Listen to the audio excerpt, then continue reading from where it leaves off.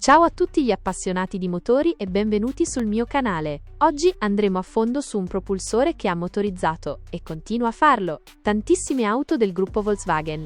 Il famigerato 1.0 TSI, compatto, efficiente ma con qualche segreto da svelare. In questo video analizzeremo insieme i pregi che lo hanno reso così popolare. Non nasconderemo i problemi che alcuni proprietari hanno riscontrato nel tempo e soprattutto faremo una bella carrellata dei modelli su cui potete trovarlo. Siete pronti a scoprire tutto sul piccolo 1000 turbo del gruppo tedesco? Allora non perdete un secondo e restate con me.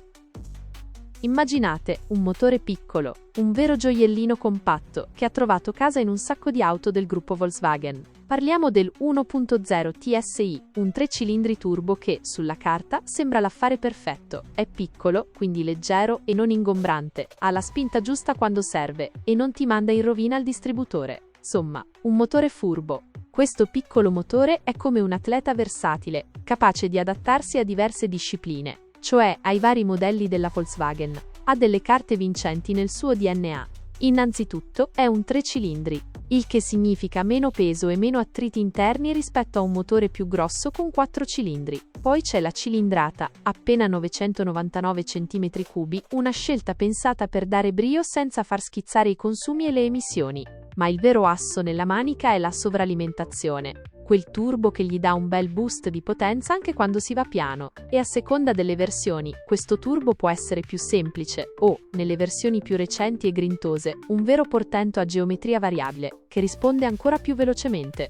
E non finisce qui. L'iniezione è diretta, il che vuol dire che la benzina viene spruzzata direttamente nel cuore del motore, ottimizzando la combustione e di nuovo tenendo bassi i consumi. La distribuzione, invece, è affidata a una cinghia a secco, una soluzione più silenziosa, leggera ed economica rispetto alla vecchia catena. Perché un 3 cilindri, diciamocelo, un po' di vibrazioni le ha, in Volkswagen ci hanno messo la testa e hanno introdotto dei sistemi antivibrazioni come dei contralberi e dei supporti motore speciali per smorzare un po' la tremarella. La potenza? Ce n'è per tutti i gusti, di solito tra i 90 e i 115 cavalli. E per scaricare questa potenza a terra, si può scegliere tra un cambio manuale a 5 o 6 marce oppure l'automatico a doppia frizione DSG a 7 marce.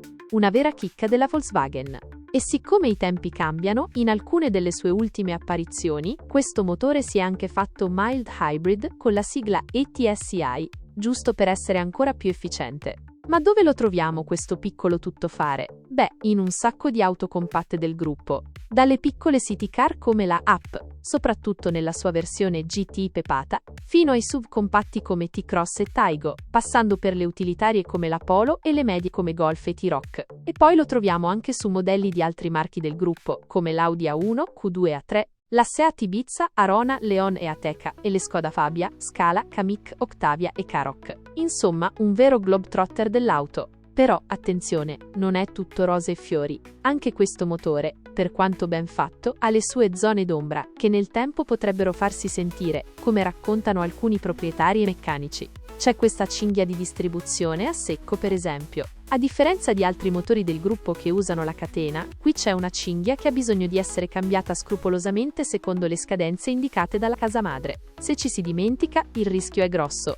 La rottura può fare danni seri e costosi al motore, e in passato, su alcuni modelli, si sono anche visti casi di usura precoce o problemi con i tendicinghia. Poi c'è il turbocompressore. Come tutti i motori turbo, soprattutto quelli un po' più spinti da 115 cavalli, alla lunga può risentire dell'usura. Una manutenzione fatta male, con un olio non adatto o cambi troppo rari, o una guida un po' troppo sportiva, senza rispettare i tempi di riscaldamento e raffreddamento, possono accelerare il suo declino. Se sentite fischi strani, notate cali di potenza o vedete fumo eccessivo dallo scarico, potrebbe essere un campanello d'allarme.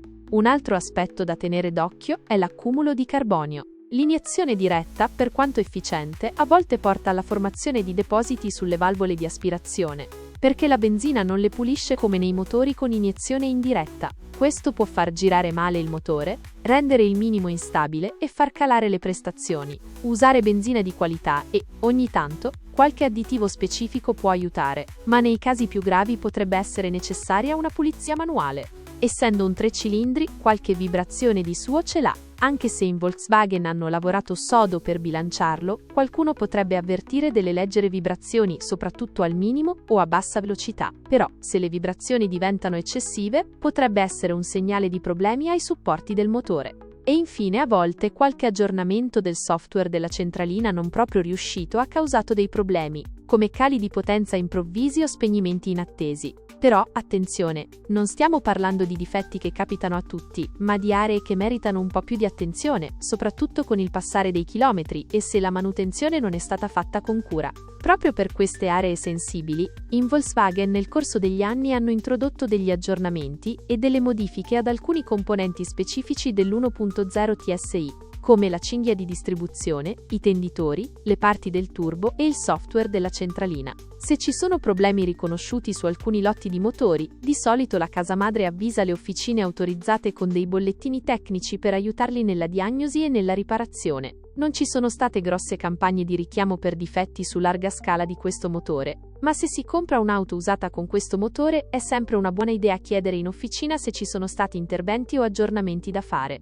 Tirando le somme, il motore 1.0 TSI della Volkswagen rimane una scelta valida per molti automobilisti, specialmente per chi cerca un buon compromesso tra come va l'auto in città e fuori e quanto consuma. Di solito offre una guida piacevole e i costi di gestione non sono esagerati. Però non è un motore da comprare a scatola chiusa, soprattutto se si guarda al mercato dell'usato. La sua vita dipende molto da come è stato trattato. Ha bisogno di una manutenzione precisa, soprattutto per la distribuzione, che può fare i danni più grossi. Se si compra un'auto nuova con questo motore, la cosa migliore è seguire alla lettera il programma di manutenzione della casa madre. Se invece si tratta di un'auto usata, controllate sempre la manutenzione fatta, chiedendo il libretto dei tagliandi timbrato e le fatture dei lavori. Insomma, un motore con i suoi pregi e i suoi punti deboli, da conoscere per guidare tranquilli. Grazie di cuore per aver trascorso questi minuti con me. Spero che il video vi abbia tenuto compagnia e magari vi abbia insegnato qualcosa di nuovo. Se vi va di supportare il mio lavoro, vi invito a lasciare un like e a iscrivervi al canale. Ogni piccolo gesto fa la differenza. Ci vediamo nel prossimo video. Arrivederci!